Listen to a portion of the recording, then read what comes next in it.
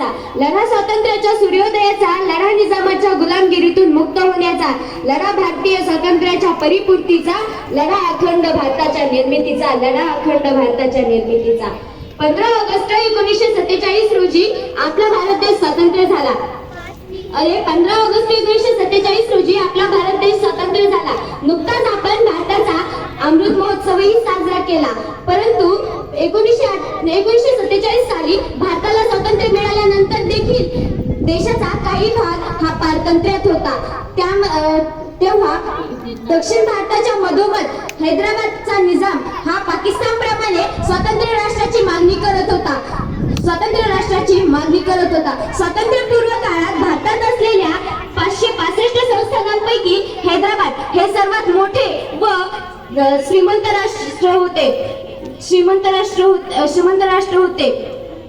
त्यामध्ये मराठी भाषिक असलेला मराठवाडा, तेलुगू भाषिक असलेला तेलंगणा आणि कन्नड भाषिक असलेला कर्नाटक अशा 3 भागांचा समावेश होता.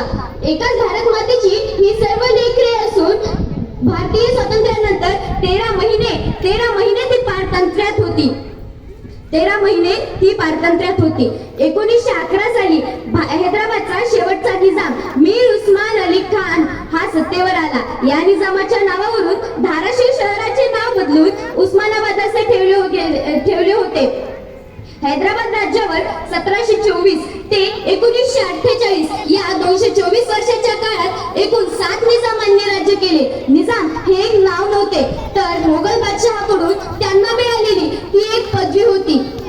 हा निजाम अत्यंत धर्मांध, धूर्त व महत्वाकांक्षी होता. त्याने हैदराबाद संस्थान भारतात विलीन होण्यापासून वाचवण्यासाठी कासिम रजवीच्या नेतृत्वाखाली रजाकार नावाने एक क्रूर निमलष्करी दल स्थापन केले.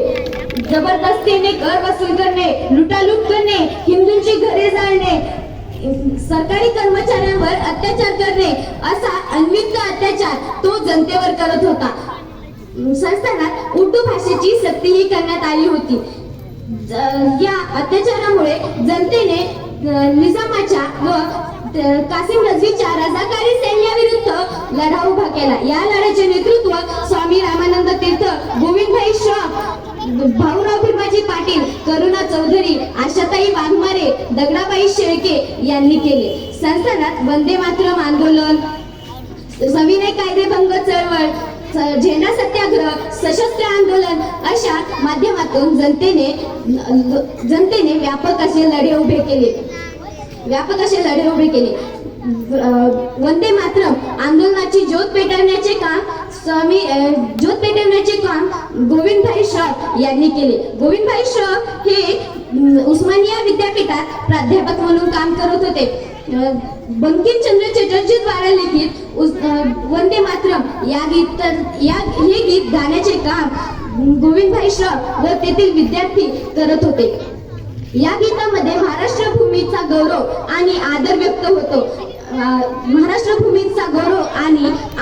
होतो. या भूमीला माता म्हणून संबोधले जाते आणि या गोष्टीमुळे शेतकरी, काबड कष्टकरी यांच्या मनात नवस्फूर्ती निर्माण होऊ लागली. ही गोष्ट निजामाला मान्य नव्हती.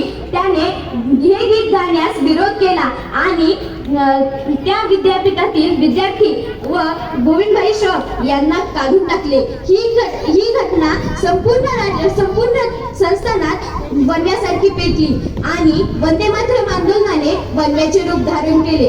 या लढ्यामध्ये महत्त्वाचे योगदान राहिले ते म्हणजे ग्रामीण भागातील स्त्रियांचे. त्यात एक म्हणजे दगडाबाई शेळके असं म्हणतात. दगडाबाई शेळके झाशीच्या राणीप्रमाणेच भासायच्या. पॅन्ट शर्ट घालून त्या आपल्या अपंग मुलाला पाठीला बांधून एका हातात बंदूक आणि दुसऱ्या हातात घोड्याची लगाम धरून त्या सरकारी स्वातंत्र्य सैनिकांना रसद पुरवायच्या. त्यांनी बंदूक चालवणे व हातगोळे चालवण्याचे प्रशिक्षणही घेतले होते.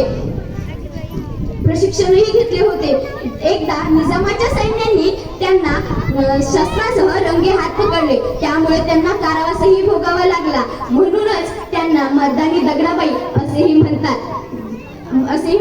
सर्वसामान्य जनतेने मनावर घेतले तर काय होऊ शकते याचे उत्तम उदाहरण म्हणजे मराठवाडा मुक्ती संग्राम होय.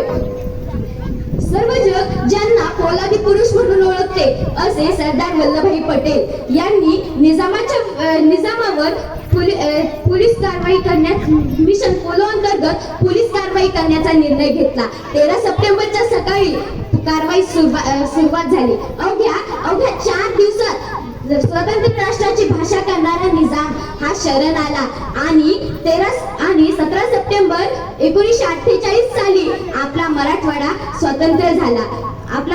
स्वतंत्र झाला. शेवटी जाता जाता एवढेच म्हणावेसे वाटते, रंग बलिदानाचा त्या तिरंग्यात पहावा, रंग बलिदानाचा त्या तिरंग्यात पहावा, उत्सव देश प्रेमाचा अंगी संचलावा, उत्साह देश प्रेमाचा अंगी संचलावा, जय घोष भारताचा आसमंती गुंजावा, जय घोष भारताचा आसमंती गुंजावा, लढा हा मुक्ती संग्रामाचा सदैव चिरायू राहावा, लढा हा मुक्ती संग्रामाचा सदैव चिरायू राहावा.